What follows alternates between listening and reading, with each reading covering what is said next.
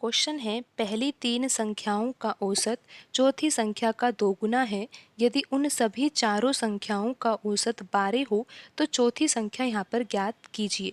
तो प्रश्न में चार संख्याओं के बारे में जानकारी दी हुई है और कहा गया है प्रश्न में कि जो उसमें से पहली तीन संख्याएं हैं ना, उनका औसत चौथी संख्या का दोगुना है। तो आइए अब हम इस संबंध को लिखने का प्रयास करते हैं। तीन संख्याओं का औसत निकालना हो और संख्याएं यहाँ पर नहीं दी हो तो हम यहाँ पर इस तरह से दर्शा सकते हैं कि तीनों संख्याओं का योगफल, क्योंकि हम यहाँ पर औसत निकाल रहे हैं तो तीनों संख्याओं को हम जोड़ेंगे और यहाँ पर तीन का ही भाग देंगे। इस तरह से हम यहाँ पर निकाल सकते हैं तीन संख्याओं का औसत। और ये किसके बराबर है? ये बराबर है चौथी संख्या का दोगुना।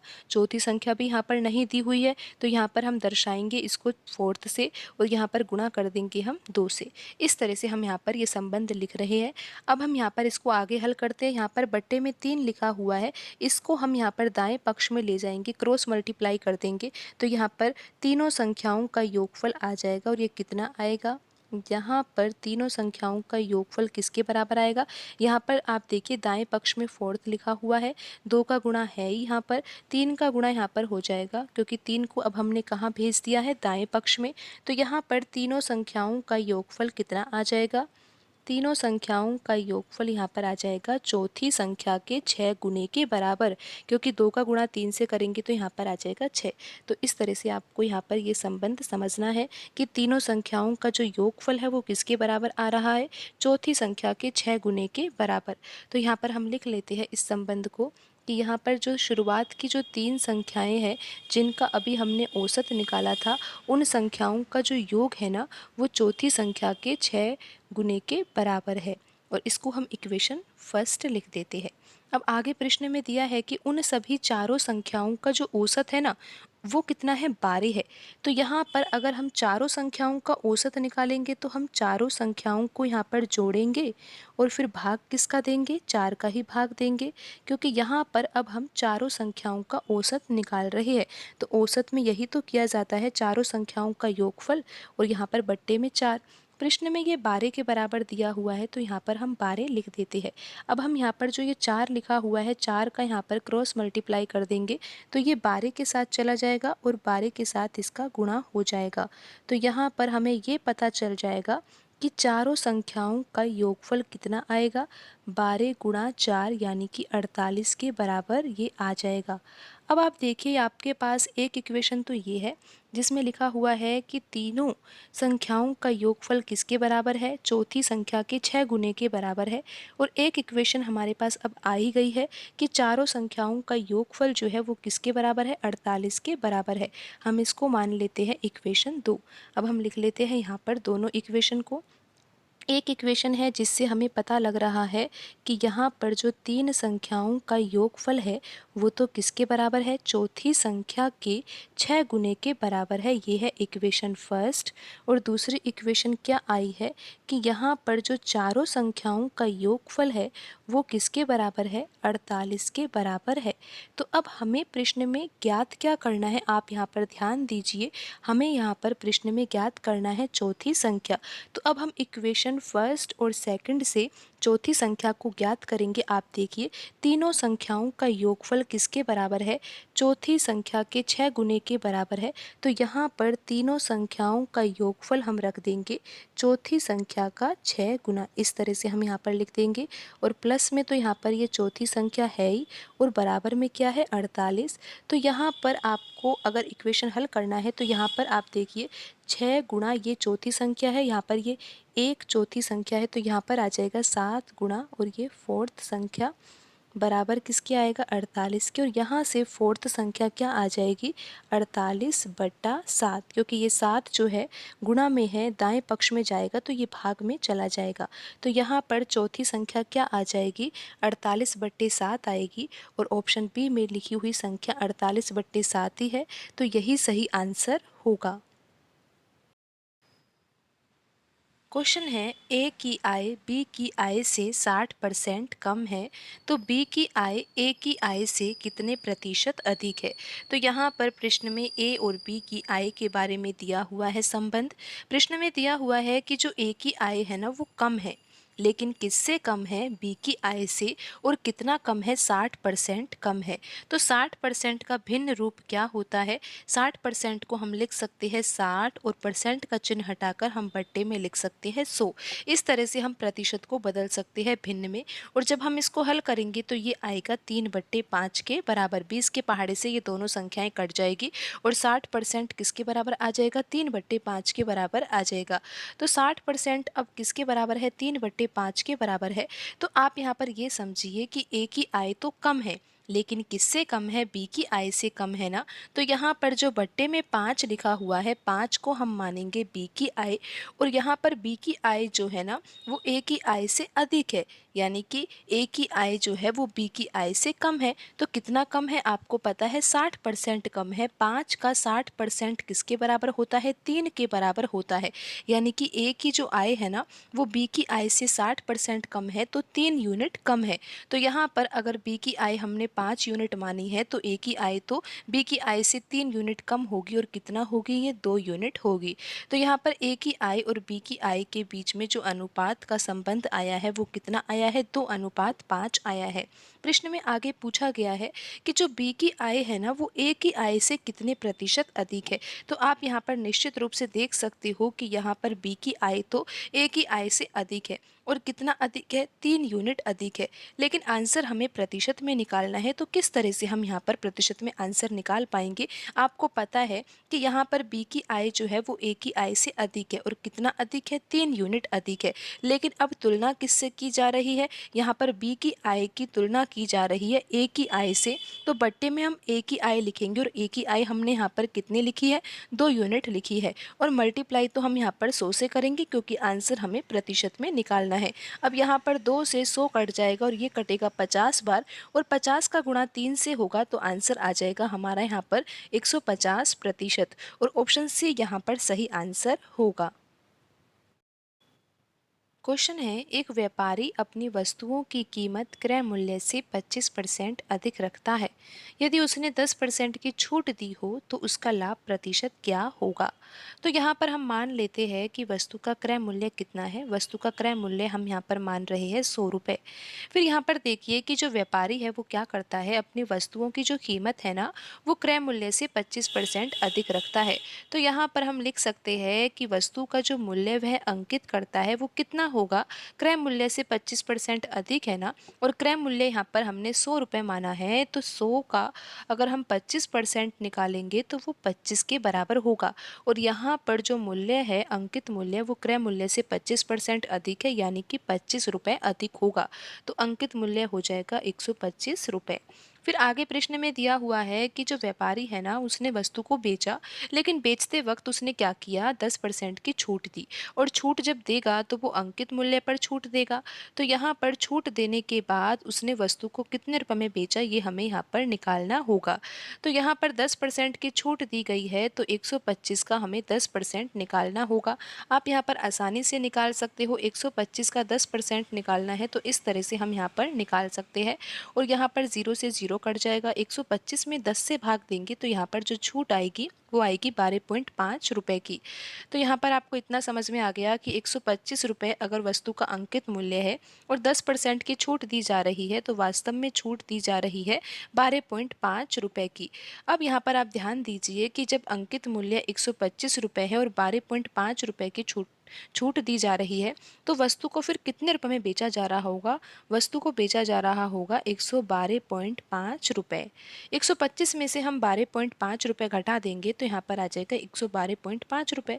तो यहाँ पर अब आप ये देखिए कि यहाँ पर लाभ हो रहा है या हानि हो रही है, क्योंकि हमें प्रश्न में ज्ञात करना है कि लाभ प्रतिशत क्या होगा।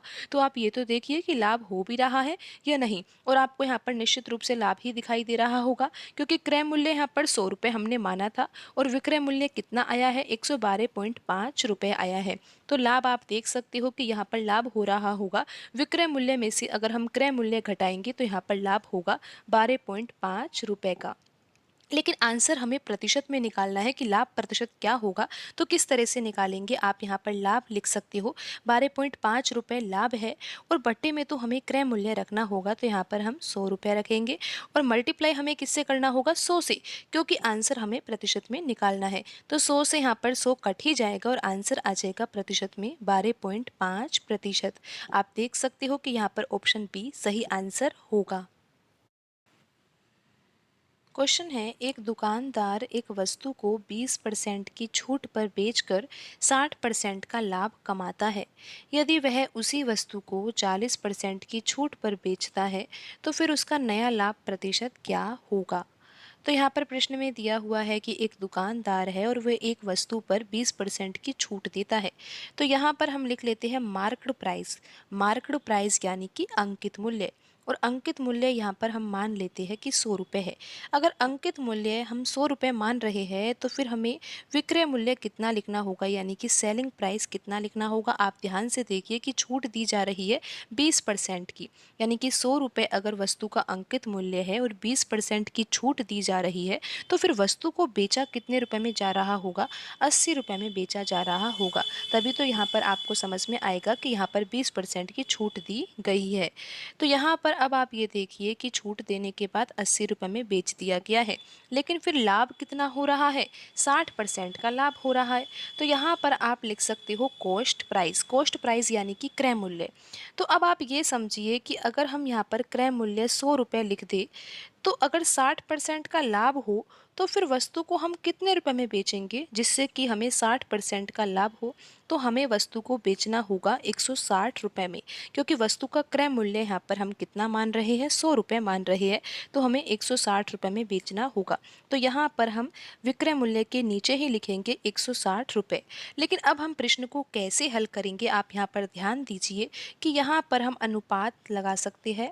तो अब आप ये देखिए कि जब अंकित मूल्य का विक्रय मूल्य के साथ हमने अनुपात निकाला तो यहाँ पर जो विक्रय मूल्य है वो कितना है, 80 रुपये है। लेकिन फिर यहाँ पर देखिए कि जब क्रय मूल्य के साथ हमने विक्रय मूल्य का अनुपात निकाला तो ये अनुपात यहाँ पर कितना है, 160। लेकिन है तो ये एक वस्तु का ही विक्रय मूल्य, तो यहाँ पर 80 है, यहाँ पर 160 है, हमें इस अनुपात को बराबर करना होगा। तो यहाँ पर हमें 2 का गुणा करना चाहिए, जिससे कि 80 गुणा 2 करने पर 160 हो जाएगा। अगर हम यहाँ पर 2 का गुणा कर रहे हैं तो ये अनुपात है, तो हमें 100 में भी 2 का गुणा करना होगा। तो अब आप देखिए कि जो मार्केट प्राइस है और जो यहाँ पर सेलिंग प्राइस है और कॉस्ट प्राइस है वो कितना आएगा। मार्केट प्राइस कितना हो जाएगा, 100 का गुणा 2 से होगा तो ये हो जाएगा 200 के बराबर। 80 गुणा 2 करेंगे तो 160 आ जाएगा और यहाँ पर भी 160 है, ये तो बराबर ही आ गया। तो यहाँ पर हम लिख लेते हैं 160। कॉस्ट प्राइस यहाँ पर कितना है, 100 रुपये है ना, तो यहाँ पर हम लिख लेते हैं 100 रुपये। अब यहाँ पर आप अनुपात देख सकते हो कि मार्केट प्राइस कितना है, 200 रुपये है, सेलिंग प्राइस कितना है, 160 रुपये है, और कॉस्ट प्राइस कितना है, 100 रुपये है। लेकिन अब यहाँ पर ध्यान दीजिए कि प्रश्न में तो ये पूछा गया है कि यदि वह उस वस्तु पर 40% की छूट देता है, यानी कि छूट पर बेचेगा, तो फिर उसका नया लाभ प्रतिशत क्या होगा। तो आइए अब हम यहाँ पर लिख लेते हैं कि मार्केट प्राइस तो कितना आया है हमारा, 200 रुपये आया है, और कॉस्ट प्राइस कितना आया है यहाँ पर आपको पता है, ये तो 100 रुपये था। अब हम नया सेलिंग प्राइस निकालेंगे, क्योंकि अब आप ये तो ध्यान दीजिए कि 40% की छूट दी जा रही है, तो अब यहाँ पर नया विक्रय मूल्य आएगा। तो यहाँ पर 200 रुपये अगर हमने अंकित मूल्य माना है तो हमें 40% की छूट देनी है। तो 200 का 40% किसके बराबर होता है ये आपको पता है, हमें इस तरह से 200 का 40% निकालना होगा। 2 जीरो से 2 जीरो कट जाएगी और 40 का गुणा 2 से होगा, तो यहाँ पर आ जाएगा 80 रुपये। तो 200 रुपये अगर अंकित मूल्य है और 40% की छूट दी जा रही है, तो वास्तव में यहाँ पर 80 रुपये की छूट दी जा रही है। तो 80 रुपये की छूट देने के बाद 200 रुपये की जो वस्तु है वो कितने रुपए में हो जाएगी, 120 रुपये में हो जाएगी। तो 120 रुपये में उस वस्तु को बेचा गया है। तो अब हमें तो ये ज्ञात करना है कि नया लाभ प्रतिशत क्या होगा। तो अब आप ये देखिए कि लाभ हो भी रहा है या नहीं। लाभ तो यहाँ पर हो रहा है, क्योंकि क्रय मूल्य यहाँ पर 100 रुपये है और विक्रय मूल्य यहाँ पर 120 रुपये है, तो लाभ यहाँ पर हो रहा है 20 रुपये का। लेकिन हमें आंसर प्रतिशत में देना है, तो किस तरह से निकालेंगे। आपको पता है कि लाभ हो रहा है 20 रुपये का, बट्टे में हम रखेंगे क्रय मूल्य को। क्रय मूल्य यहाँ पर कितना है, 100 रुपये है, तो यहाँ पर हम 100 लिख देंगे और मल्टीप्लाई हमें यहाँ पर 100 से करना होगा क्योंकि आंसर हमें प्रतिशत में निकालना है। तो 100 से 100 कट ही जाएगा और आंसर तो यहाँ पर क्या आएगा, 20% आ जाएगा। तो उसका नया लाभ प्रतिशत क्या होगा, 20% होगा। तो ध्यान दीजिए कि जब 20% की छूट दी जा रही थी तो उस स्थिति में तो लाभ कितना हो रहा था, 60% का लाभ हो रहा था। लेकिन फिर क्या किया गया, छूट यहाँ पर 40% दी गई, तो फिर नया लाभ प्रतिशत कितना होगा, नया लाभ प्रतिशत यहाँ पर 20% होगा और ऑप्शन ए यहाँ पर सही आंसर होगा। क्वेश्चन है 300 ग्राम चीनी के घोल में 40% चीनी है, इसमें कितनी चीनी और मिलाई जानी चाहिए जिससे कि घोल में चीनी जो है वो 50% हो जाए। तो आप ध्यान दीजिए कि एक घोल है यानी कि मिश्रण है और उस मिश्रण में क्या होगा, चीनी का मिश्रण है तो उसमें चीनी होगी और क्या होगा, पानी होगा। और हम यहाँ पर लिख सकते हैं मिश्रण, यानी कि चीनी और पानी को मिलाकर बन जाएगा क्या, मिश्रण। तो यहाँ पर आप ध्यान दीजिए कि यहाँ पर जो ये मिश्रण है ना, इसमें 40% क्या है, चीनी है। तो हम यहाँ पर लिख लेते हैं 40%। तो 40% का हम सबसे पहले तो भिन्न रूप निकालते हैं। तो हमें लिखना होगा 40/100 और जब हम इसको हल करेंगे तो ये आ जाएगा 2/5 के बराबर। तो 40% किसके बराबर होता है, ये तो आपको पता है कि ये होता है 2/5 के बराबर। तो अब आप ये ध्यान दीजिए कि 300 ग्राम चीनी का घोल है और उसमें 40% क्या है, चीनी है। तो यहाँ पर 40% का भिन्न रूप आया है 2/5 के बराबर। तो यहाँ पर जो बट्टे में 5 लिखा हुआ है इसको तो हम मानेंगे मिश्रण। अगर यहाँ पर 5 यूनिट हम मिश्रण मान रहे हैं ना, तो 5 यूनिट का 40% होगा 2 के बराबर। और आपको पता है कि अगर मिश्रण यहाँ पर 5 यूनिट है तो 5 का 40% ही तो हमें क्या लेना है, चीनी लेना है। तो चीनी हमें लेना होगा कितना, 2 यूनिट। अगर हमने चीनी 2 यूनिट ले ली है और मिश्रण यहाँ पर 5 यूनिट है तो पानी कितना होगा, इसमें 3 यूनिट होगा। तो यहाँ पर चीनी और पानी के बीच में जो अनुपात आएगा वो 2:3 आ जाएगा। फिर आप यहाँ पर देखिए कि अब करना क्या है, चीनी मिलानी है हमें और इस मिश्रण में, जिससे कि घोल में चीनी जो है वो 50% हो जाए। तो 50% का भी हम भिन्न रूप निकालेंगे तो ये होगा 50/100 के बराबर। और जब हम इसको हल करेंगे तो ये आ जाएगा 1/2 के बराबर। तो 50% किसके बराबर होता है, 1/2 के बराबर होता है। तो यहाँ पर जो बट्टे में 2 लिखा हुआ है ये तो क्या है, कुल मिश्रण है। और 2 का 50% क्या होता है, 1 के बराबर। और 50% यहाँ पर चीनी होनी चाहिए, तो 1 यूनिट क्या होगी, यहाँ पर चीनी होगी। अगर 2 यूनिट कुल मिश्रण है और उसमें से 1 यूनिट चीनी है तो 1 यूनिट क्या होगा, पानी होगा। और ये अनुपात हो जाएगा 1:1। अब आप यहाँ पर ध्यान दीजिए कि आगे प्रश्न को कैसे हल करना होता है। आपको ये पता है कि आपने चीनी जो है ना अब 50% करनी है और आपने चीनी ही मिश्रण में मिलाई है। तो पानी का जो ये अनुपात है, आप देखिए पहले जो था ना वो पानी का अनुपात 3 था, लेकिन अब क्या हो गया है, 1 हो गया है। लेकिन ये पानी के अनुपात को हमें परिवर्तन नहीं करना है क्योंकि पानी तो हमने मिलाया ही नहीं है। तो यहाँ पर अगर 3 है तो यहाँ पर जो ये 1 लिखा हुआ है इसको भी हमें 3 ही लिखना चाहिए। लेकिन कैसे लिखे, हमें यहाँ पर 3 का ही गुणा कर देना चाहिए क्योंकि 1 गुणा 3 करने पर 3 हो जाएगा। अगर यहाँ पर गुणा कर रहे हैं तो यहाँ पर भी हमें गुणा करना होगा। और नया अनुपात अब क्या हो जाएगा, ये 3:3 हो जाएगा। और यहाँ पर भी हमें 3 का ही गुणा करना होगा, तो ये हो जाएगा 6 के बराबर। तो अब आप यहाँ पर देखिए कि जो पानी का अनुपात है वो 3:3 ही है, लेकिन चीनी के अनुपात में परिवर्तन हुआ है। चीनी का अनुपात यहाँ पर 2 था, लेकिन अब क्या हो गया है, 3 हो गया है। और इस अनुपात में परिवर्तन होना भी जरूरी था क्योंकि हमने चीनी मिलाई थी, तो चीनी के अनुपात में परिवर्तन भी होना चाहिए। आप ये भी देख सकते हो कि मिश्रण की मात्रा में भी परिवर्तन हुआ है। पहले 5 यूनिट मिश्रण था, लेकिन जैसे ही चीनी हमने 1 यूनिट मिलाई, आप ध्यान दीजिए अनुपात में 2 से 3 हो गया है ना, तो चीनी यहाँ पर 1 यूनिट मिलाई गई है। तो मिश्रण में भी आप परिवर्तन देख सकते हो, पहले 5 यूनिट था लेकिन चीनी मिलाने से अब यहाँ पर कितना हो गया है, ये 6 यूनिट हो गया है। तो मिश्रण में भी जो परिवर्तन आया है वो 1 यूनिट का ही आया है क्योंकि चीनी हमने 1 यूनिट मिलाई है। लेकिन हमें तो आंसर मात्रा में देना है कि ग्राम में कितनी चीनी मिलाई है। तो आप यहाँ पर देखिए कि 300 ग्राम चीनी का घोल था जिसमें चीनी कितनी थी, 40%। तो यहाँ पर आप पहले वाले अनुपात को देखिए कि जिसमें चीनी कितनी थी, 40%। तो ये अनुपात कितना था, 2:3 था। और कुल मिश्रण यहाँ पर कितना था, 5 यूनिट था। लेकिन यहाँ पर देखिए कि 300 ग्राम क्या है, ये भी तो चीनी का घोल ही है ना। और यहाँ पर जो ये 5 यूनिट है ये भी मिश्रण ही है। तो 5 यूनिट किसके बराबर होना चाहिए, 5 यूनिट यहाँ पर बराबर होना चाहिए 300 ग्राम के। अगर 5 यूनिट यहाँ पर 300 ग्राम के बराबर है ना, तो 1 यूनिट फिर किसके बराबर होना चाहिए? 1 यूनिट यहाँ पर बराबर होना चाहिए 60 ग्राम के, क्योंकि 300 में अगर हम 5 से भाग देंगे तो आ जाएगा ये 60 ग्राम।